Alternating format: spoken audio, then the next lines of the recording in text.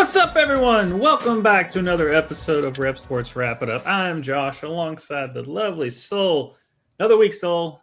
Another sports week. stuff. Champions Mhm. have been crowned. Other sports are starting to get started. Not in the groove yet, but how are we doing? And that is why this episode is called Sports. Yeah.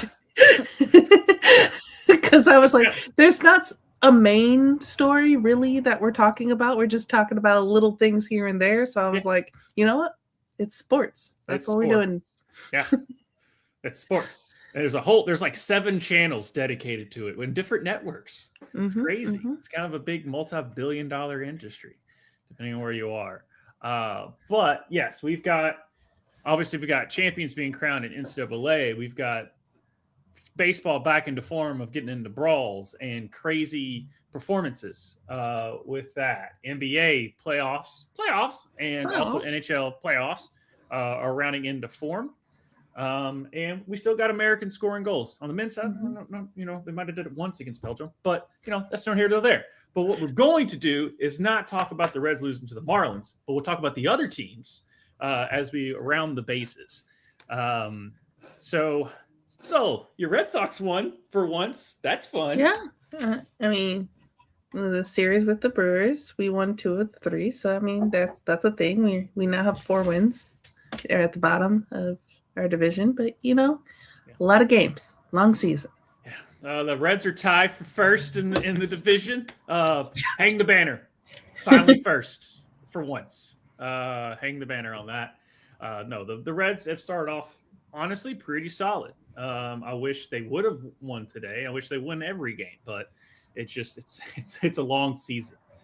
So I just need consistency, and the Reds just need to stay healthy. I mean, that's just any team. You got to stay healthy. Now, some teams, it doesn't matter if you're healthy. If you put that roster out there, it's not going to win anything. Mm-hmm. It's basically like the Indians from Major League without Hollywood Magic, that they would come together and actually do something for that. They're called the Guardians now. They're the Indians in Major League. Okay. I got to call what I got to call it. Yeah, right now Yankees are first in the division. Surprisingly, the Blue Jays off to a slow start, 2 games below 500, and then the Red Sox 4-8. Whatever. That division is going to be interesting all season long, because I don't really count out the Red Sox yet. I mean, it's way too early. The Blue Jays are going to be the Blue Jays. Rays are going to be the Rays. Can the Orioles? Obviously, they signed Pete Alonso on the offseason. They have a nice core of young talent with Gunnar Henderson and the rest of them that I can't remember off the top of my head, but I just know they have a young core. They had a really bad setback last year, but I don't count the Orioles out either. So I think that division is not going to be run away, but who knows? The Guardians are in first place in that division. Tushka's Kansas City Royals are 5-7. Rangers, Astros, Angels, Athletics, Mariners. Surprisingly, the Mariners start out 4-9, but it is what it is on that. Braves, Mets, Marlins. Hey, the Marlins are 2 games above 500 with a payroll of $10. $10. So there's rich teams, there's poor teams, there's 50-50 crap. Then there's the A's, and then there's another 50-50 crap, and then there's the Marlins. I mean, that's literally the payroll. It's ridiculous. And it doesn't have to be. That's the thing. Like with the A's, it is that way because they don't have any more money. With the Marlins, we do have more money. We just don't want to spend it. Right. And then the Dodgers, surprisingly, have the best record in baseball at 9-3. What? So kind of crazy there. And then as far as that first-year manager straight from the University of Tennessee that took over the Giants, they are a gentleman's 5-8. So welcome to the MLB for that manager. But we have got some other highlights to show. Low lights, but highlights, I don't know. There's not a hockey fight. It's a baseball fight. But we're going to get to that. That's the main event. The first thing I want to show is shout out to Joe Adell, Louisville kid, born and raised. Came out like straight from high school. He's playing for the Angels. And he did something that has never really been seen before. which is catch 3 home run saving catches, and the last one was really cool when he fell into the That's stands cool. and like stood Yeah. up in the stands. So let's just go over this historic feats here. Not 1, not 2, but 3 home run robberies in one game. You have never seen this before. Joe Adell of the Angels just had one of the most incredible games in baseball history. The Angels right fielder stole 3 dingers from the Mariners. They say lightning doesn't strike twice. What about 3 times? And this game ended 1-0 Angels. Joe Adell is the reason they won this game. And this one in the top of the 9th, diving. That one, yeah. The And best one. unbelievable. Baseball is just Arm up. Like, yeah. not 1. And some of the baseball purists did come out and say, well, the ball was out. It's I was think when you catch the ball, it doesn't matter if you fall into the stands. When you jump, he was in the field of play. I don't know how the rule is. I just know it was out, and it was really cool. That was really cool. Like you know me, I'm a baseball purist, and I count that as catches. So I always thought that was a catch. So, but you ready to watch some guys just duke it out? Speaking about the Angels. Speaking of the Angels, them versus the Braves, just fun time.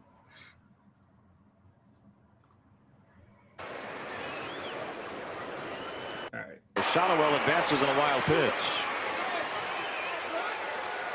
The rebound by Hyman, a quick throw. He was trying to tag Shotwell. Always in the back foot and leg area. And it's like, didn't get it down. Just missed the tag, hit the dirt. No bad. We can watch replays. Mm. What's going on? Going after Lopez. They square up, and Soler and Lopez are throwing haymakers. They're going after each other. Soler is finally tackled from behind as the Angels and Braves are all out onto the field. I love a good bench clearing. Soler was upset after a couple of pitches were high. And I love when you have the people in the bullpen. Yeah. I just like how the bullpen, the dugout, the bullpen comes in. You have to run from through the outfield. We see that baseball being thrown that far again. We talked about success against them. So the fight's pretty much like being stopped at the time that they get there because they have to run all the way across. That's my favorite. It's my favorite. Well, that's one way to settle your differences between Ronaldo Lopez and Jorge Soler. I just like how Lopez kept the ball and was just trying to hit him in the head with the ball in his hand. To be fair, he had his helmet on. Always trying to calm down his former teammate there. Now the Angels now splitting apart with Albies and his arm around Soler there. Jorge being held back. Ronaldo Lopez as well by his pitching coach. And listen to this crowd for Jorge Soler. Woo! We love you fighting. Violence. Woo! City of Angels, kick his ass. Almost felt like it was Walt Weiss was in there to be able to try to stop. It's like that little girl that got interviewed at the hockey game. Goes, what's your favorite thing about hockey? Violence. So the first pitch to Soler in this at-bat was upstairs. Remember, he got hit by a pitch earlier in the game as well. After the home run. So they just kind of stared each other down after Shotwell advanced on that wild pitch. It's 2 big boys, too. 2 big boys. Took a couple of steps. Lopez said, well, come get me. And it was on. And the Dukes were flying. I just like how he was trying to punch him with his glove. Too. Like bat his glove. Rather than actually swing with the baseball. And then Solaris just gets tackled. Really any other instigators. Atlanta Braves player. By the way, the catcher was terrible. Fights break out. Bad form by the catcher. That's not like whoever lands a punch. That was nice tackle. The manager with the tackle. I was about to say it was a manager. He's a scrappy old player, you know. Weiss. Yeah, he's scrappy. And I think Weiss, he's like in his 60s too. Took him down, but yeah, the catcher is supposed to immediately go and wrap up the batter. Like that is that's an unwritten kind of rule that the catcher's supposed to do it, and the catcher's like he really wasn't. The catcher was like, I want to see the fight. Yeah, I want to see the fight. I want to do that. So yeah. Baseball, it's back. It's back. More ways than one. We've got crazy pretty much game-saving home run catches, and that's never been done before. 3 home run saving catches, and then we've seen fights before, but it's always fun and entertaining when they do, it. Especially with the dugout, like you were saying. Yeah, the bullpen. I mean, and this is the year, I think, of the fights. Like, we've had 3 goalie fights this year in hockey. We now have this for both the dugouts and the bullpens coming in to join in a fight. I think every sport, like later when football comes back, what big fight are we going to see? What 2 teams? Bet right now. What 2 teams are going to fight? Well, no. Probably Denver and somebody. Must be quick with it, Josh. Oh, Denver and the Raiders. There you go. It's going to be involved. The Raiders going to be involved. I like it. But you have anything else for baseball? No. It's nice to see the Reds playing some good ball.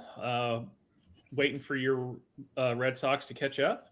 And hope the Reds can keep this momentum going all season. So far, I'm liking what I'm seeing in such a very early start of the season.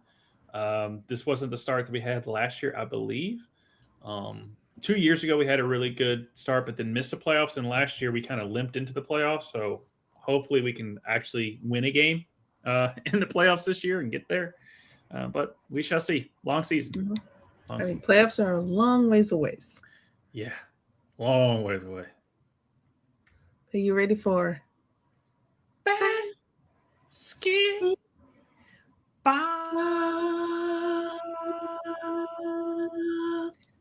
We've got champions on the men's side. Congratulations to the University of Michigan for winning the men's NCAA tournament. They scored 90 points in every game except for the last one, but it doesn't matter. They still scored more points than the other team, and that's all that matters for you to be champion. Congratulations to Dusty May, who also goes along with second-year coaches winning a championship this year. So Mike McDaniel with the Seattle Seahawks won a Super Bowl in his second year. Kurt Signetti with Indiana won a NCAA football men's tournament champion there in his second year. Will the Spurs coach in his second year? I'm pretty sure he's in his second year. I mean, I think so. Will the Spurs coach follow along suit? I think it's the Spurs year. Well, when we get to NBA, we'll get to it. Yeah, but no, it was very dominant. Everyone kind of thought that it would be Michigan or Arizona, and then Michigan said, "Hold my better team" to Arizona, and just basically waxed them off the floor. Illinois couldn't shoot, and UConn has a better coach than Illinois. And I mean, UConn gave everything they possibly could. They just ran into a better team. I mean, it's flat out a better team. Do I think Dan Hurley is a better coach than Dusty May and X's and O's? Probably. But at the end of the day, Dusty May had the better players, and they executed the game plan better. And at the same time, no one thought UConn was going to be there. Everyone thought it was going to be Duke. That's so funny. So funny. I wonder what the Duke play-by-play guy's doing. Is he still griping about the guy that's actually on the court, running onto the court to get a technical, even though his team just in the dumbest way possible choked that game away? Whatever. Yeah. Hang the banner. The only team to lose up 15 when you're number 1 seed going into halftime. Congratulations, Duke. And then on the women's side, UCLA, congratulations. They're almost to the men's of winning 10 championships. I forget how many they have. I think they have like 5 or 6. Or maybe 2. I don't know. I just know Jaime Hawkins Jr.'s little sister, who is a double sport athlete. She also plays softball for UCLA. Yeah. So now she's a champion in basketball. Can they get a softball championship? Probably not. Probably not. I mean, Texas Tech has a squad in softball. And Oklahoma is Oklahoma. Oklahoma's Oklahoma. But congratulations as far as our bracket is concerned to Ryan for winning the men's, even though I had 3 teams in the Final Four, and you just happened to have Michigan, and I didn't. That's fine. It's whatever. You know why I'm not jealous? Because I had UCLA, and I finally got off the schneid. I finally one of our bracket challenges. We're not going to say how many brackets they were. All I know is I'm first place. You finally won. I finally won one. How do you feel? It's nice. After doing this for several years. You have to remind me of how over I am. Okay. And that I watch the sport. And you won with on the side that you watched less of. You were more into the men's tournament than the women's. That's how it works. I've said that before. The people who watch less of something end up winning the bracket challenge. Other than when I picked the Red Bulls to win it when I didn't realize they were an 8 seed. But hey, you were just, like I said, you were early because then they did make it to the finals in the following year. You were just 1 year early. This is the first year since 2000 that a Big Ten team has won the men's championship. UCLA is technically a Big Ten school. It sounds weird. It still sounds weird to say that UCLA is a Big Ten school, but they are. Another crazy stat, Terrace Reed, the center for UConn, has played on Michigan and UConn for his 4 years. He played at Michigan his freshman and sophomore year, transferred to UConn for his junior and senior year.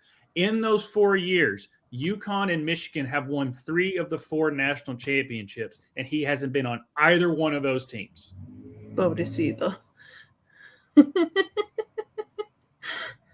mean, it all makes sense. He goes to Michigan when Juwan Howard was the coach. Dusty May gets there last year. He transfers to UConn. So he missed the boat on his first 2 years in Michigan when UConn won back-to-back. He goes to UConn last year. Florida wins it, gets to the final, but Michigan wins it this year. So that's just – I feel bad. It's his fault. He's the bad luck.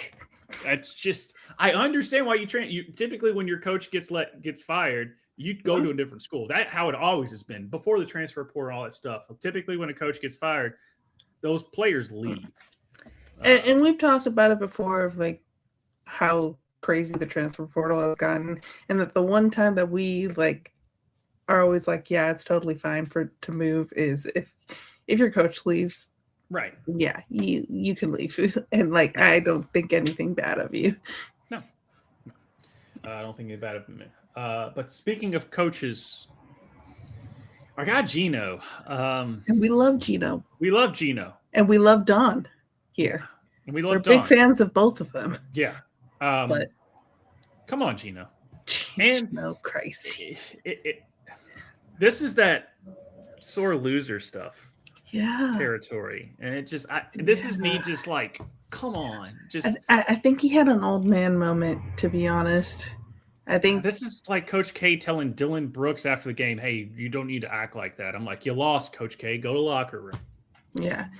And it's one of those, like, Gino's been a part of the game for so long. He's the winningest coach in women's basketball. He's won several gold medals with the U.S. women's national team. He's coached Don Staley with the U.S. national team. He's also had Don Staley as an assistant coach with the U.S. Like, they are very close. And so to see what happened was kind of like, God, Gino, really? Like, because I know how much these two people respect each other. And it really felt like, ooh, Gino's having an old man moment is what it felt like to me. Yeah. And this kind of like reminds me of when a coach loses, obviously this was the first loss of the season for them. Yeah. It's not like Gino hasn't lost before. Yeah. So this and he said it himself too in his, I think, second apology, where he's just like, I've lost more Final Four games than any other coach. Right. And I maybe just he thought, I understand in the third quarter, South Carolina got all the fouls. But then in the fourth quarter, they kind of corrected themselves and UConn got some of the fouls. At the end of the day, won the final score by like 15 or 16 points. It was, and they won by double digits, so I don't care who's fouling who. That's an ass whooping. And it doesn't. And we don't like foul talk being an excuse of why you lose. No. You can't let the way that you can't use the excuse of a referee being why you lose. You adjust and you play the game. Yeah. And it kind of reminded me of Duke earlier this season when they lost that last second buzzer beater to UNC.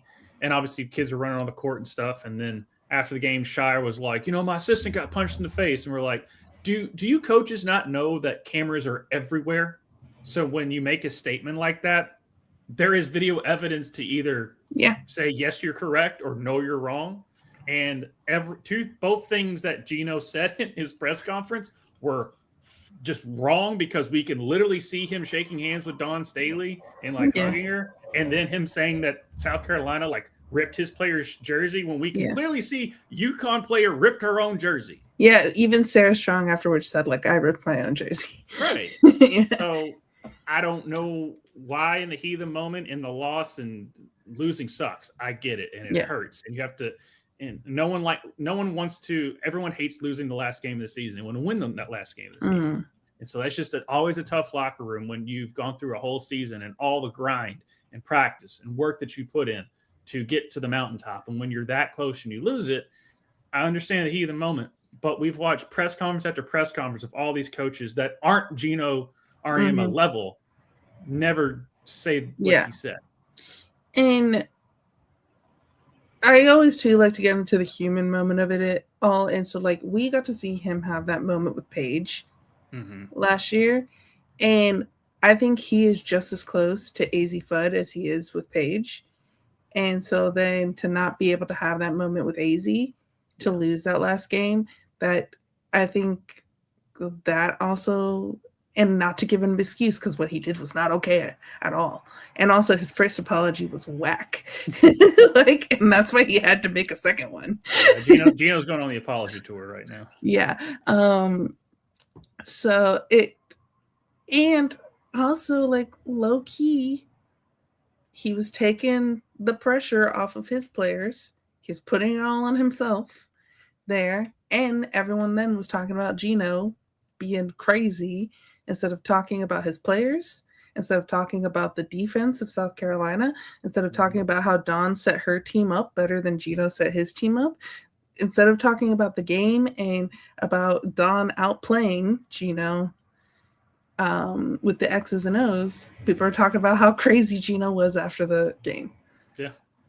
And it takes away from the game because we're talking about the off the court stuff instead of what happened on the court, which was honestly a South Carolina butt woman. So, but yeah, we've got some video here of Gino going crazy. So let's watch it.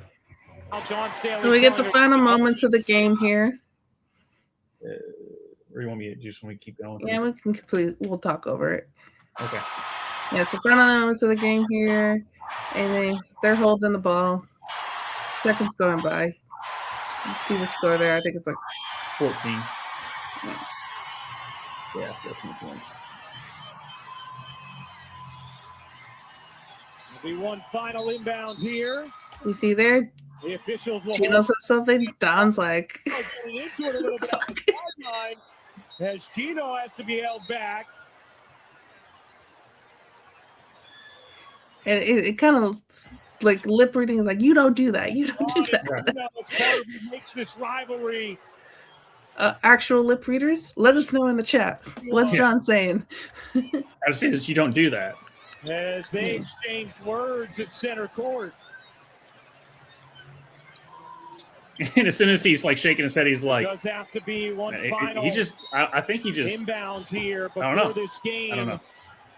I don't know what made him. What came over him, and so yeah, it was just wait, what's going on? And then what was worse was the presser. We don't actually have the video of the presser there, but yeah, him just being a sore loser in his presser, and we do have the initial apology here. So if you want to read that, Josh. There's no excuse for how I handled the end of the game versus South Carolina. It's unlike what I do and what our standard is here in Connecticut. I want to apologize to the staff and the team in South Carolina. It was uncalled for in how I reacted. The story should be how well South Carolina played, and I don't want my actions to detract from that. I've had a great relationship with their staff, and I sincerely want to apologize to them. Now, what a lot of people notice is like, where's Dawn Staley's name? Right. Where's Dawn Staley's name? Yeah. So, all well and good. It's a good thing you apologize. Where's Dawn Staley's name? And we got a little take from our girl, Krista. She also says that on her take as well. But let's watch Krista's take on Gino going crazy. Oh, what the fuck is you doing, baby? You got outplayed. You got outcoached. You got outclassed. Do not act like a little bitch. All these antics when it's time to congratulate those who beat that ass. Whether Dawn shook your hand the second time via pregame or not is irrelevant. I'm seeing here a handshake that simply I think is good enough for you not to lose your mind. And they've been beating the shit out of our guys down there the entire game. And I'm not making excuses because we haven't been able to make a shot. But this is ridiculous. Their coach rants and raves on the sideline and calls the referee some names you don't want to hear. I mean, you just can't do that. You should not be snitching, talking about Dawn Staley is saying all kinds of fucked up stuff to the ref. You don't even want to know what she's saying, and that's why we're not getting any foul calls. What are you doing? Like, you just can't say their coach. Why don't you say Dawn's name? That shit is weird as fuck. To come up to Dawn before the game was over, shake her hand, and then say some slick shit, and then everybody sees her reaction, makes you look fucking awful, sour grapes, and problematic. After the game to say, oh yeah, I said what I said, I'm not going to repeat what I told her, but I was speaking the truth, and I'm doubling and tripling down, instead of saying, Dawn whooped my ass tonight. Putting Raven Johnson on Sarah Strong was a masterclass. We were not ready for that level of physicality. We were not ready to play. Nasty work. To double and triple down, saying that Sarah Strong got her jersey ripped, when she said, I ripped my own jersey, and we all saw it on HD. Her rip her shit up like it was Iron Man or the Hulk or whatever. To continue to assert your righteousness and take everything away from how good South Carolina played when you whooped them in the national championship game last year is just mind-blowingly dumb. It actually makes me just sick to my stomach because this team deserved better. AZ Fudd deserved a big hug like he gave Paige Beckers at the end of her last game. And then the apology. I'm glad you apologized. But where in here is Dawn Staley's name? I have respect for Dawn Staley and her staff. It says, I want to apologize to the staff and the team at South Carolina. I have a great relationship with their staff. Can you say Dawn Staley's fucking name one time? This is a problem, Gino. So either it was calculated or you lost your goddamn mind. But either way, Gino, what? Could maybe a little bit of both, a little column A, a little column B. Yeah.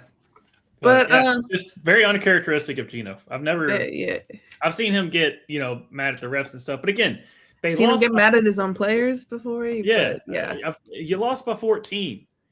It has nothing to do with, hey, you've got to match their physicality. You know why we thought Arizona, Michigan, and the men's side of things were the favorites to win? Because they bully people. Mm-hmm. If you can't match their physicality and the refs are letting it go, and she's working the refs better than you, that's also a thing. If your coach can't work the refs as good as the other coach, it doesn't matter how they talk, whatever. If the refs are letting them, if they're saying some things that are so bad, you know what the ref can do? They could call a technical on them and kick them out of the damn game. They have that power over the coach. So saying that you can't believe what she's saying to the referees, well, the referees are letting them get away with it. Yeah, and but they are playing nice now. They have seemed to talk to each other, and so we have Dawn Staley's statement here. If you can read that. With the college women's basketball season behind us, it's time to move forward and close the chapter on how our semifinal game with UConn ended. I spoke with Gino, and I want to be clear. I have a great deal of respect for him and what he's meant to this game. One moment doesn't define a career, and it doesn't change the impact he's had on growing women's basketball. The standard at UConn is what it is because of him, and that's something this game has benefited from. So I'm asking everyone to turn the page. Let's refocus on what matters most, continuing to elevate our game, creating opportunities, and pushing it forward. That's always been my mission, and it's not changing. Dawn Staley. And then Gino coming out with the much better apology in my thoughts, his second apology. This morning, Dawn Staley and I spoke about our interaction after the game last Friday. I have apologized to Dawn, her staff, and her team. I've lost more games in the Final Four than any coach in history, but Friday I lost something more important. I lost myself. Those who know me know I have nothing but respect and admiration for the game and the coaches who coach it. Dawn and her team deserved to win, and they deserve better from me. Women's basketball deserve better. My university, my athletes, my former players, and our fans deserve better. Dawn and I have agreed to move on, and we hope the focus will shift back to the growth in women's basketball. The game deserves it. Gino Ariam. He made sure to say her name multiple times in this statement. Oh, yeah. Yeah. I mean, just shout out to Dawn Dishope if you wanted to also apologize to that. Shout out to the dawn of the morning when the sun comes up. If you want to apologize to that. I don't know any other dawns that I can think of. So, I think this is one of those moments of like, that was crazy. We're talking about it now, but then that's going to go in the back door. It is what it is. At the end it of happened. the day, we're not talking about UCLA's women's team who actually won the damn thing. Won the damn thing. That's the thing is this coaches are like when you ask for because players go and obviously trade and go to team all the time. You try and find coaches because there's the stability typically of a team, especially powerhouse teams. So it's always like this coach versus this coach. And Gino and Dawn have established themselves as the two top dogs of women's college basketball. And so when these two behemoths of coaches have this craziness in the Final Four, it's going to overshadow it, unfortunately. Yeah. And it sucks. And thankfully UCLA's women's are still getting their flowers, and they should. But we're sitting here saying like, congratulations UCLA, that was great. By the way, let's take another 45 minutes to talk about Gino Ariam and Dawn Staley going at it half court. Yeah, and like it's the rivalry that everyone loves to see. Yeah. And but yeah, all right, it's one of those that I feel like they're gonna be good going forward. So it's one of those like, Gino, if you do it again, I'm gonna look at you with side eye. Yeah. But I'm willing to forgive Gino if Dawn is willing to forgive Gino. And like you said, congratulations to UCLA. Congratulations to Gabriela Jaquez. Literally, Jaime played the game in Miami, then got on the plane to go watch his sister play and win a natty. Yeah. So good stuff there. And again, congratulations to Dusty May and the Michigan Wolverines for winning a championship since 2000 for the Big Ten and since 1989 for them. Yeah. Even though the Fab Five gets talked about more than the 89 team with Glenn Rice. But there you go. But yeah, congratulations to that. And another year down, another men's bracket that I haven't won, but I have won enough, and I do know ball. And now you won a women's bracket. And now I've won a women's bracket. So there you go. But going into the playoffs that are about to start, which is the NBA. So as of right now, your Miami Heat have clinched a playoff berth. They're sitting there in the 10 seed, which we knew they were going to make the playoffs anyway. But yeah, right now we've got the Thunder and Pistons at the 1 seed. The Lakers, they're not going to probably win much because, I mean, LeBron at 41 is still great for being a 41-year-old, but without Luka and Reeves, it's going to be tough sledding for them. Yeah. And then obviously, Nuggets, Wolves, that's going to be a fun matchup. I just don't see how. I mean, Cleveland could do it, but I don't see anyone beating Boston still, like we talked about last week. Yeah. I don't see anybody beating Boston. I expect the Heat to get past the Hornets, but I do too. After that, we'd have to beat the Hornets and then either beat the Sixers or Magic. Yeah. You know, I expect us to somehow make it to the 8th seed. Like, that's what I expect. I expect us to lose to the Pistons. That is what I am. Yeah, well, Cade Cunningham is out. So if Cade Cunningham, I still expect you all to probably still lose to the Pistons. But Cade Cunningham, if they want to make a deep run, they need Cade Cunningham on that. But yeah, it's literally right now. I just want to see the Spurs and Thunder play a 14-game series at this point, just because of how good both of those teams are. And then the Celtics can just play whoever wins those out of the best out of the 14 games. Yeah. I mean, the Knicks could do it. The Cleveland could do it. Just none of those teams jumped out to me like the Boston Celtics are playing right now. Yeah, I think it's going to be Spurs Celtics, and I have the Spurs winning it. Yeah. That's my prediction, my early prediction. Lock it. Yeah, lock it. I'm kind of in agreement with you. I think the Spurs are going to do it this year against the Celtics. But for with the Tatum injury and all of that, the coaching that Mazzulla has done this year has been incredible. He's a crazy man, but he knows how to coach basketball. Yeah. But I expect the Spurs coach to probably get coach of the year because that's a bounce back of all bounce backs, even though you've got Wemby. So helps get around there. And is Wemby still growing too? Like, side note before we get growing. Yeah, which is crazy. Yeah. But yeah, that's your all's playoff picture as it stands for right now. Obviously, things are still shaking out, but it's pretty much what we're going to get. But as far as moving and shaking, got a big shakeup in the WNBA, which we are going to have a season. Angel Reese on the move. Yep. From Chicago. So Angel Reese is still on her rookie contract. So most of the WNBA are free agents this year. So we already predicted a bunch of moving around that was going to happen.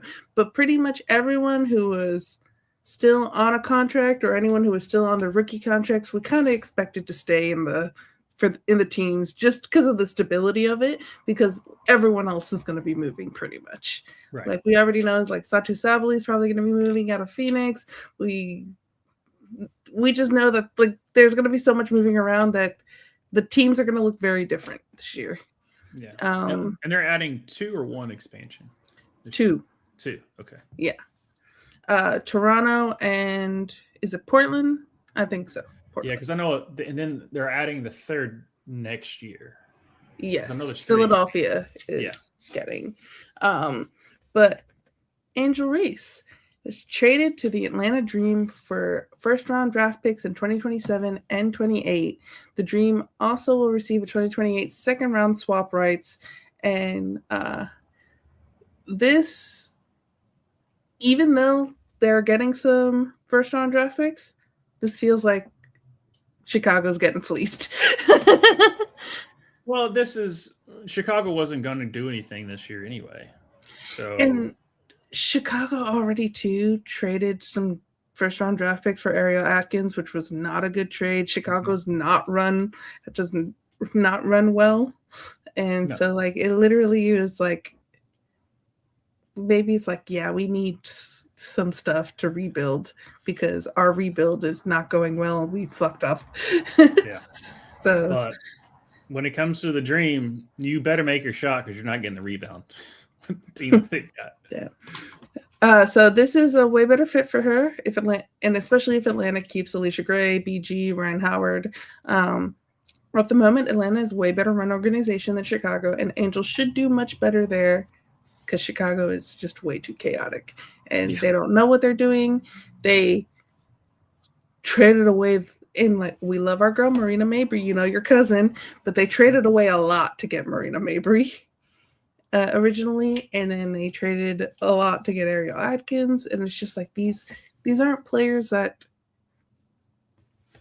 are these aren't the Asia Wilsons, the Nafisa Colliers, the Brianna Stewarts that you're gonna trade. You would trade everything away for to try to get like a Chelsea distant cousin is very good at basketball. She is just very not good. at the level of the players you just listed out. Yeah, I mean, she won a natty in college. She's very good at basketball. Mm-hmm. I love her 3-point shot. But yeah, this is one of those where it's like when I saw the trade, I was like, oh shit, and then I was like, oh, this is really good for Angel. I was like, this is really good for the city of Atlanta. Not only is she going to fit with the team better, and especially the players on the team, and we've seen her play with some of those players at USA Basketball and at Unrivaled. I think her personality fits more with Atlanta than with Chicago, too. Yeah. So it's with the expansion. It is going to be. They're going to. I mean, the Dream is going to try. It's going to be tough to keep those four all together. But I don't know how the expansion works. So they've already done the expansion stuff, and like Alicia, Ryan, BG were what they do is you have enough protected players where you're like, you cannot steal this player away from us, kind of thing. So yeah, the only way that Alicia, BG, and Ryan don't stay there is if they leave in their free agency. Okay. So this is one of those, they just got to sign the data line to stay. Okay. So I mean, that's Atlanta, give them new contracts. That's a pretty. I mean, if you want, that's a pretty solid team. Yeah, that's a pretty solid core four there of Alicia, BG, Ryan Howard, and Angel. And then the other thing too with it is that we were seeing with a little bit with injuries and a little bit like Angel was playing point for a little bit with Chicago, and that's not her position. No. She needs to be on the block, and when the ball hits the rim, she goes and gets it. Yeah, that is her bread and butter. Her being in by the 3-point line with the ball in her hand is not where you need to be with her. Yeah, not that she can't do it. Not that she shouldn't. But she doesn't get paid to shoot threes and run points. She gets paid to be down there and push people around and get the ball. Yeah, she's a big for a reason. Yeah. So I think this is a good move. I'm excited for her. And I'm excited for Atlanta fans. Atlanta fans seem to be really happy about this. So I would. So, if I was Atlanta. I mean, because it'd be one thing if you trade away two first-round picks just for Angel and a bunch of other players, but you already have that roster, and it just takes you to that that tier of like, all right, Asia, let's do it. All right, Liberty. Let's see what you got. Like, that's they have a roster too. Because I mean, it wasn't like the Dream were bad last year. They had a good run. They could have. Just Indiana ended up outplaying them at the end there, but I had Atlanta over Indiana there. Yeah. But hey, at the end, Indiana was like, "We got you." Mm-hmm. And that's what's great about playoff basketball is you can technically Atlanta was on paper Atlanta was the better team, but Indiana played better than them, and that's what happens. Yeah, that is what happens. So yeah, it'll be an interesting season, and we're getting one. And we're getting one, so that's the exciting part. Moving and shaking, that happens with that because the Fever aren't going in anywhere either. Mm-hmm. So. I mean, but again, we have to see what the teams look like after free agency here. But there's your most exciting sport ever that you love to talk about, Josh. No, just it's hard to explain the joy that I get of watching the Masters. And I know it's a boring sport, but guess what? Last week, a YouTube golf channel dropped an hour and like 11-minute video of them playing 9-hole scramble with LeBron James. And I watched all hour and 11 minutes of it. And LeBron was cussing like a sailor, but he was just one of the boys out there just hacking away. And it was great. I highly recommend if anyone just like, I don't get it, watch that. But there's something about the pimento and cheese, Amen Corner. Shut up, Tushka. It's just something magical and the spirit of the Masters that you just can't replicate.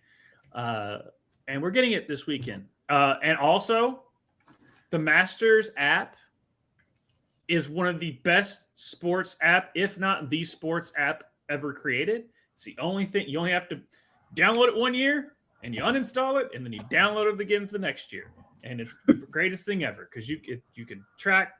It's a golf nerd's dream of an app to watch that. And the thing is with the Masters, they don't really give a crap about it. It shouldn't work because they don't care about sponsors. They don't care about making money. They don't want video cameras or anybody there. You have there's certain rules and everything. And I know some of them are kind of sexist and some are kind of racist back in the past. I get that. But as far as the Augusta Golf Club itself, but pimento and cheese, you go there, it's still $1.25. Like their concession stands never change. It's still you're paying a bunch to get in there, but once you're in there, you can eat for cheap. Yeah. Now you're gonna spend about a year's worth of college tuition in the gift shop because it's the Masters. You're probably there once, and then you're going to spend a bunch of stuff there. But they don't gouge you for concessions or anything of that nature. They're very protective of how they do things. You can only go in certain places. Like that's a reason they call it Amen's Corner because there's 3 holes where you just can't get to. Like you can only go so many places, and it's the only golf tournament that's played in the same place, or at least major that's played in the same course every single year. The other majors are played different courses every single year. Even the Open, the British Open, it's not always played at St. Andrews. It's played at different courses. It's still over in Europe, but it's played in different courses every year. The U.S. Open is played at different courses, PGA Championship, etc. Even the Ryder Cup and President's Cup played at different courses, but not Augusta. It's just something magical about it. I don't know how to explain it. I grew up with it, and I love the golf tournament. It was great to see Roy finally get that. And then Roy said, because the former Masters, ever won it the year before, gets to make the menu for all the other Masters champions for their Masters champion dinner. And Roy had his menu, and they said, "Roy, there's no Irish food on here." He goes, "Yeah, I'm aware." It's like he's just like, "Yeah, Irish food sucks." I would Roy, maybe because he's northern. That's just what Roy said. Not my. Maybe because it's Northern Ireland. But I went to Ireland. I had delicious food. Irish breakfast, way better than an English breakfast. Like top notch. English breakfast, disgusting. Irish breakfast, delicious. Right. So, speaking about breakfast, on that LeBron video playing golf, he was going into detail of how good the pancakes are at Crackle Barrel and the crispy sides. And I was just like, okay. He also talked shit about the city of Memphis and said that the only way he'd play for Memphis is if he got drafted there in 2003. And so next thing you know, because this is just the power. Memphis just catching strays. Just catching strays. He said Memphis and Milwaukee. He's like, do you think I really want to just hang around in Memphis or Milwaukee on a Thursday? No. Damn. I was like, damn, LeBron. And then everyone's just coming out being like, well, it was. What'd you say with me for? Yeah. I was like, what the hell? So I sent to one of my buddies who's a Memphis fan. He's like, F that guy. I was like, he wanted Memphis to move to Nashville, where you live. And he was like, don't care. He's like, all we have is barbecue, Memphis Grizzlies, and the Bass Pro Shop. Yeah, that's true. But yeah. But who's the favorite? Scotty Scheffler is the odds-on favorite. He's been the odds-on favorite for past 4 years now, unless he's been injured. If you want my pick, and I'm not getting away from it, he's plus 2,200, is Matt Fitzpatrick. He is European. He has won the U.S. Open. I think. European. I look. I got a call. He's been playing great golf. He's playing really solid golf going into the Masters, and so I got to go with him. Obviously, John Rahm, Xander Schauffele, they're going to be up there. But I'm just picking a golfer that has been playing great golf going into the Masters with good odds. because you're plus 2,200. Scotty Scheffler's like plus 500. So a $10 bet on Fitzpatrick will win you $220 if he wins it. Whereas Scotty Scheffler, not as much. So that's why. So I'm just picking a golfer that I think is like a top 10 threat, but the betting odds are like saying he's like top 15. So you're getting good odds with a guy who I think can put on the green jacket. So Roy's like third in the betting. So not only is Josh going to talk golf, he's also going to talk how you should bet if you want to bet on golf. Yeah. Yeah. And they do cool parlays of responsibly, guys. Responsibly. All right. You should put your bets on responsibly. Don't bet your house. Only gambling money has no home. Okay. To quote my father when I started doing stuff, he's like, gambling money has no home. I was like, okay, I got it. But anyway, you can do like parlays of like, okay, these 4 golfers are going to finish in the top 10 or top 15. So, and parlays typically don't hit because you're betting such crazy odds for that to hit. But that's another way you can bet the Masters as well. But if you want me to say my pick, Fitzpatrick for the odds and chance of him winning based on the golf he's playing right now. Josh is a traitor to Americans. You heard it here first. I mean, I would pick Scotty Scheffler, Justin Thomas all day and night because Justin Thomas is a Louisville kid, and I would gladly give $10 away if Justin Thomas got a green jacket for the city of Louisville. You ready for some soccer? Some kicking and screaming? Josh, I think we got some Americans scoring goals. Yeah, we do. Who we got? Well, let's start off. We got Weston McKennie. He scored the second goal in Juventus's 2-0 win over Genoa.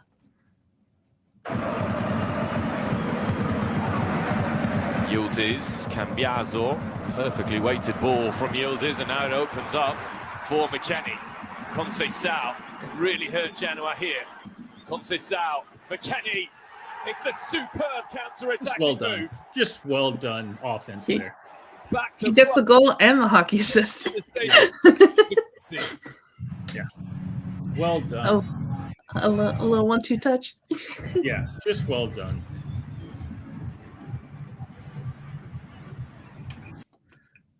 And next up, we're going over to the MLS here. Sebastian Berhalter, he scores the winning goal in stoppage time for the Vancouver Whitecaps, 3-2 win over the Portland Timbers. Tate Johnson, there's time, switches it, Zabi, blocked, Berhalter!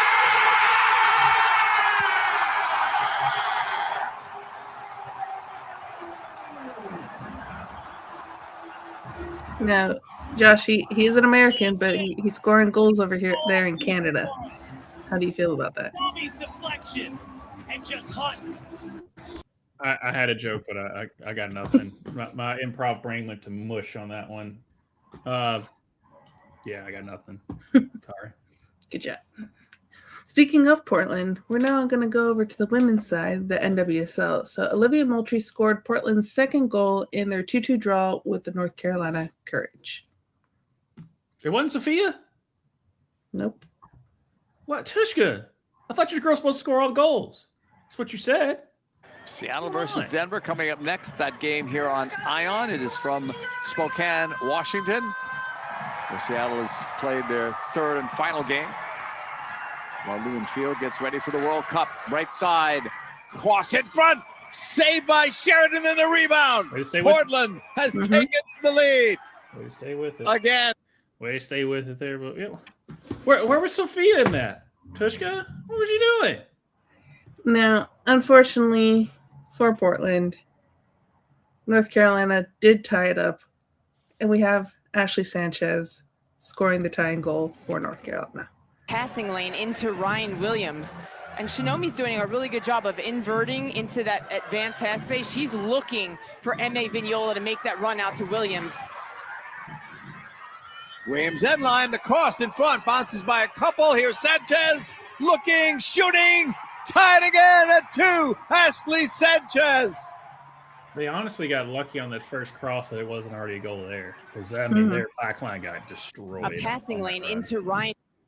And the fact, too, that like that ball was passed behind Ashley and she still was able to get it and then get a shot on goal. That was a great play. It was a bad pass. Great play by Ashley. But that your back line got just dusted. Now, we got another game that we have Americans scoring goals on both sides. And it's first up, we have Jaden Shaw. She scored the first goal in Gotham FC's 2-1 loss to the Casey Current. Good positioning for Lily Real just to get beyond that first line of pressure. Now, what about the options for Real? McCaskill. Shaw goes for the early strike. What a fabulous idea that was as well. Jaden Shaw. It was such a light little shot from outside the box. It wasn't even like a screamer or anything. Gotham looking for a repeat? They got the squad to do it, or? I mean, they did lose the game. And the one who scored the winning goal for Kansas City is Michelle Cooper. At times, Corey Bethune, but you can see what she does in terms of the attack. Now Sentinel finding Cooper. Is Cooper going to go for goal? She does! Again, another goal that doesn't have that much power on it, but still, a goal's a goal. Yeah. Tishka, if you're still watching, your Casey girls, but they be winning. They're much better than your men's team.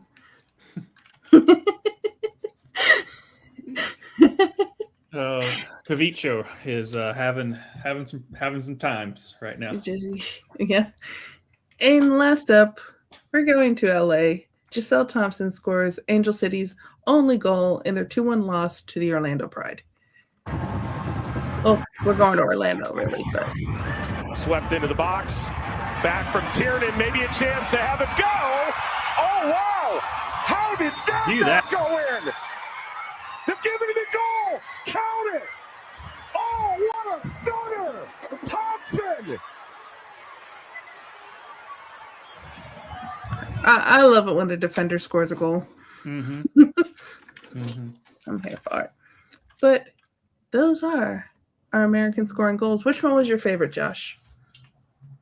Honestly, it was I love McKinney's because it was just it wasn't really McKinney's goal itself. It was just the offense, possession there, and then the things leading up to the goal.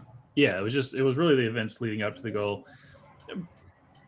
Beerhalter was the more the announcer made that goal cooler than what it was, and then North Carolina. Ashley Sanchez's goal. Ashley Sanchez just corralling it, making the quick move, and finding the right spot. So yeah, those would be my three. So we've got great offense, great individual play, great call. There we go. So those are our American scoring goals. And now to another sport where goals are involved. Mm-hmm. We're going to light the lamp.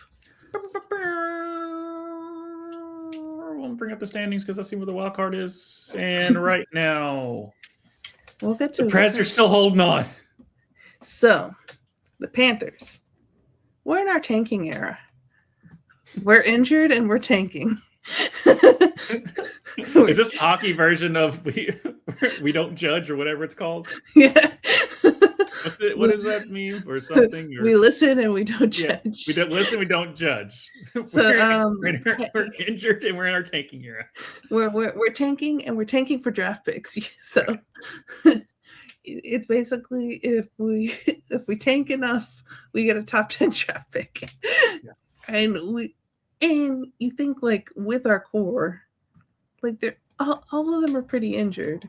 So like even if they could come back, if there was a possibility of playoffs for us, a few of them probably could come back. But the fact that there isn't a possibility, we're just gonna be like, yep, they're still hurt. Right. They're not playing. Nope. So we are in our tanking era. Mm-hmm. Be mad at us if you want to. But we did win one of the 4 games we played last week, and that was against Boston. Then we lost back-to-back games against Pittsburgh and then lost to Montreal. Your Preds, they're fighting for a playoff spot. They went 1-1 with the Kings, so they won one game, they lost another. Yeah. And then they beat the Sharks and the Ducks on their California trip. So they went out to California, played 2 games in LA, 1 in San Jose, 1 in Anaheim. They won 3 of the 4, so your Preds are doing good. They may make it into the playoffs this year. Josh? Just give me a seat at the table. Be like my Reds last year. Just give me a seat at the table. All right. We made it as an 8 seed to the Stanley Cup Finals. Probably not going to happen this year, but if we get there, we've got a shot. We're up by a point. Anything can happen. Anything can happen. We're up by a point on LA right now. San Jose is losing currently to Edmonton. So for once, I will cheer for a Canadian hockey team to beat San Jose for the fact that I need my Preds to get in. The enemy of my enemy is my friend, basically, at this point. So go Connor McJesus. Score all the goals. Hold on to the lead. But yeah, we've got 4 games left. Because like we're at 84, 83, 81, 80. Yeah.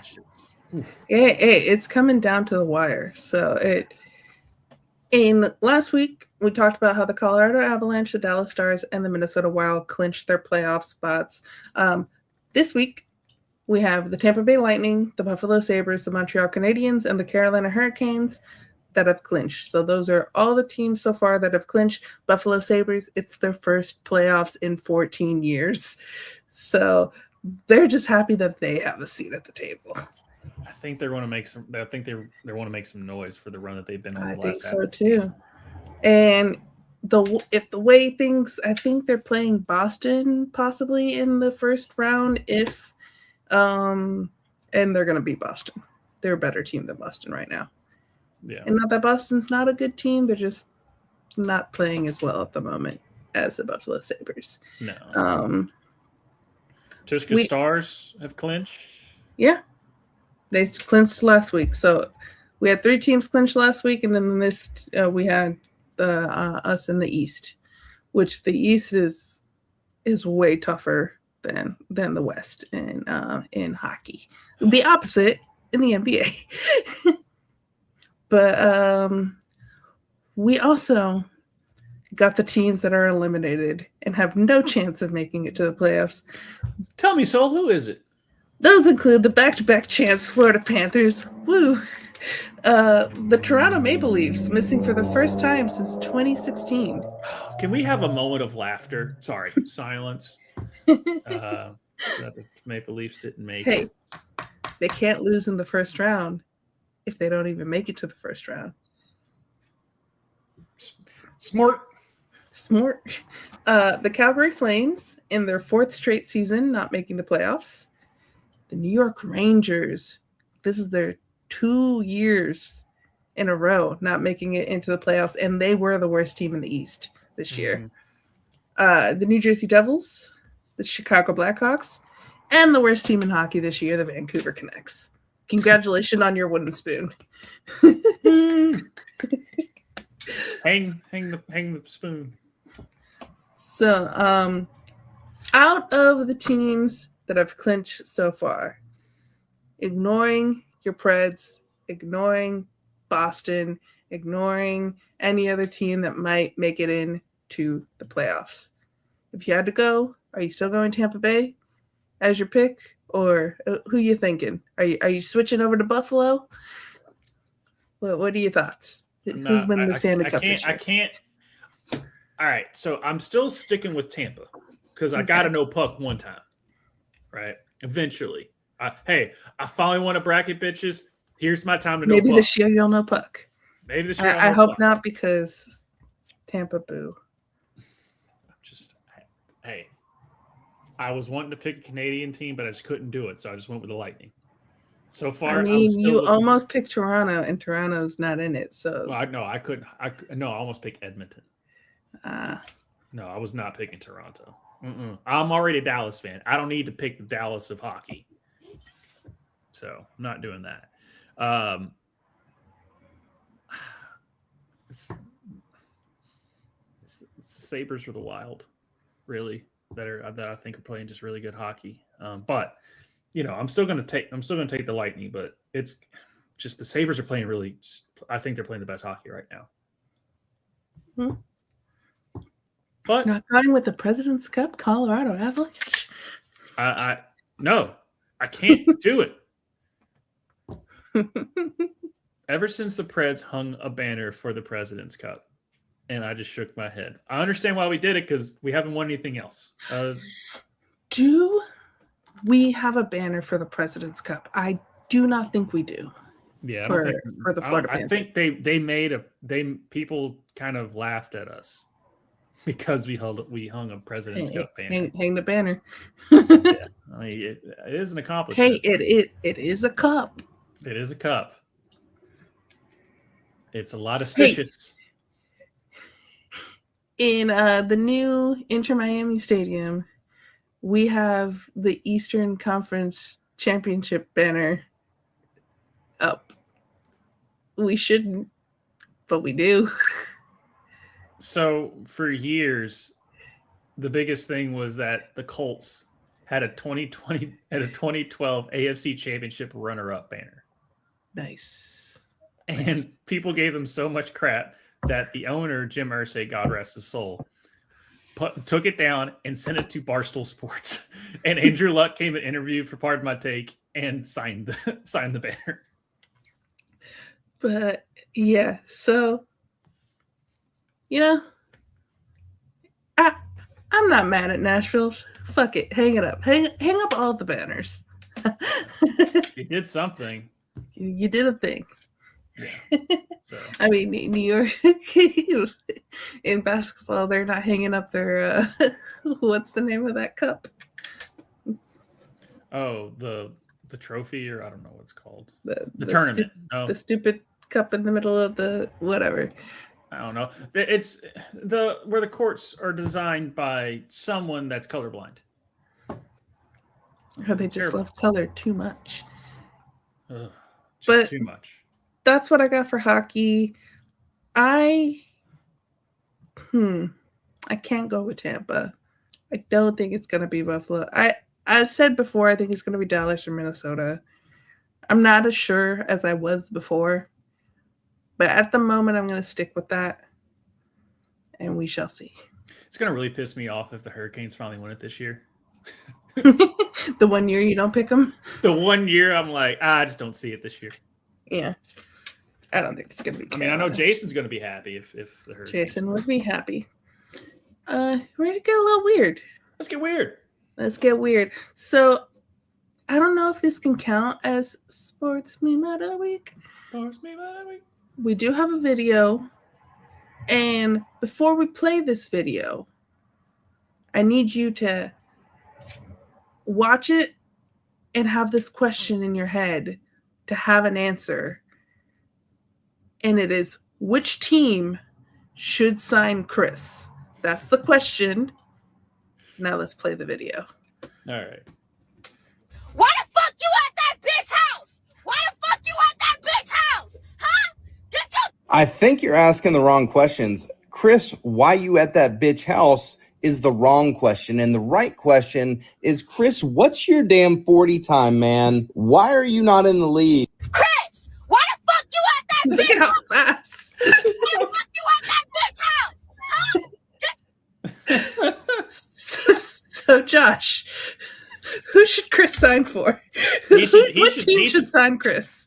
He should sign with Team USA 4x4 men's relay. And just make sure that people are like, man, Chris is slow today, and just have them record. Why are you at that bitch house? And like he just takes off running. It's like the Water Boy scene where he just like water sucks Gatorade's better, and he just gets all pissed off. He's like, use it on the field. Would you want him for your Cowboys? I mean, we have the best kicker in the league, and we found him on the couch. So sure. I mean, he was playing MLS beforehand. Give him a shot. If Al Davis was still the owner, God rest his soul, if he was still running the Raiders, he would literally bring him on because he loves speedsters. He drafted Darius Hayward-Bay in the first round just because of his 40 time. And when they interviewed the coach, they're like, "So what do you think about Darius Hayward-Bay?" And you thought he'd have this big thing about all his attributes, and he was just like, "I mean, he's fast." That's literally like he just did not want to pick him, and he obviously didn't last in the league very long. But he's like, oh, he's fast. He's like, "So how are you going to utilize him?" He's like, "We're just going to have him take off and hope we can throw it over the other team." There you go. There you go. Yeah. Well, Josh, where can the people find us? The people can find us tomorrow. Justin and I'll be obviously we are a couple weeks away. We are coming this Saturday. We're a week away from WrestleMania, 2-night event there, and then we were going to be going live at 8:00 Central, 9:00 Eastern. Now, next week will be our WrestleMania preview, and we'll have another guest on from Finstock Sport Network. So thank you all over there for jumping on our show, and we'll be going live actually at 7:00 Central, 8:00 Eastern next week for that. Then on Friday, Sol and I will be breaking down in our REV bookshelf book club book series, patent pending. We don't know the title yet, but we're going over Project Hail Mary, and we're going to do a little different. Sol's going to read the book. I've watched the movie, and we will spoil basically both of them for you. Mm-hmm. And if you haven't, go watch the movie. Yeah. It is amazing. Just Lord and Miller are really good at what they do. I'm going to go see the movie tomorrow. Full transparency. I bought this book a month ago. It still hasn't arrived. It should have already arrived. So I might need to do the Temu version of listening to someone else read the book on YouTube to me. But I'm going to try. I'm going to try to read this book. If not, it might be where we just talk about the movie. And there is enough like Easter egg and movie of like YouTube videos of people being like, okay, this is in the book, this isn't in the book, this is the details he went in, this is the other details he went into. So we can still kind of go through both of these things, but just a different show, just because the book is as popular as right. It is not without try. But yeah, the book is as popular as it is, and also the movie is as good as it is, and it just came out. So that's another reason why we're doing this book. Obviously, it's from the same writer that did The Martian. Mm-hmm. It kind of has the same beat as The Martian. So if you didn't like The Martian, I don't know what's wrong with you. The Martian's a great movie. You're really going to enjoy this one, I think. And the cinematography on this thing is lights out. Go see it in IMAX. Go see it in a theater, because you're going to get the full effect. And it's got so much heart in this movie. Anyway. That's my preview of how I'm gonna be like, yay, go this movie book. Yeah. And you guys know me. I read the book every month. I get it, but this is one of those ones where it's just like I physically can't. It's the hold is too long at the library. It's not available at the library. It's not at the bookstore. I already paid for the book. I don't want to pay for the book again. So yeah. It should be here. It should be here. It should be here. But yeah, you've got that. Bookshop.org. I love you. Bookshop.org. I love you. I buy books from you all the time. You guys are a great cause, and you donate to local bookstores. Where's my goddamn book? Oh no, there's a thing. There's the Harley Quinn animated show where the Joker, voiced by Alan Tudyk, they accidentally unmask Batman. Oh yes. And where's my goddamn Alexa car, Bruce? And like that's what you said. That. And I think this is the perfect moment for the moment of Zen. Yes. All right, here we go. Where were you born? What year were you born? What year were you born? What year were you born? 1990. 1992. 1993. 1994. 1996. 96. 72. What year were you born? I said 1972. 1988. What year were you born? What year were you? Okay, this is bullshit. Pull it back up. Pull it back up just for a second. So Brad Marchand commented, "Dog, you did me so dirty." And his wife liked the comment and liked the thing. The wheel really. Hey, I got PlayStation for the year of my birth. Hold on. I think. Aren't you're an 87 baby, right? Yep. So what happened before the wheel? All right, so guys, when lava was created, dude, you should have been there. So you're older than Brad Marchand. Mm-hmm. Different paths in life. Different paths in life. Yeah. About the same height, though. About the same height, yeah. Mm-hmm. I think he's we're right around the same height. Like I think he's only like 5, but he is only like 5'9". So on that, but yeah. But guys, guys, the NFL draft is right around the corner. I know you're excited. I'm so excited to get more ball. Get more ball. Yeah, more ball. You're trying to see if you know puck, but you really do love ball more. I love ball, and I know ball.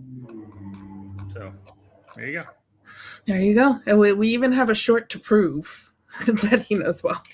But thank you, Josh, as always, for doing this with me. Thank you to those that were watching, and we shall see you next time.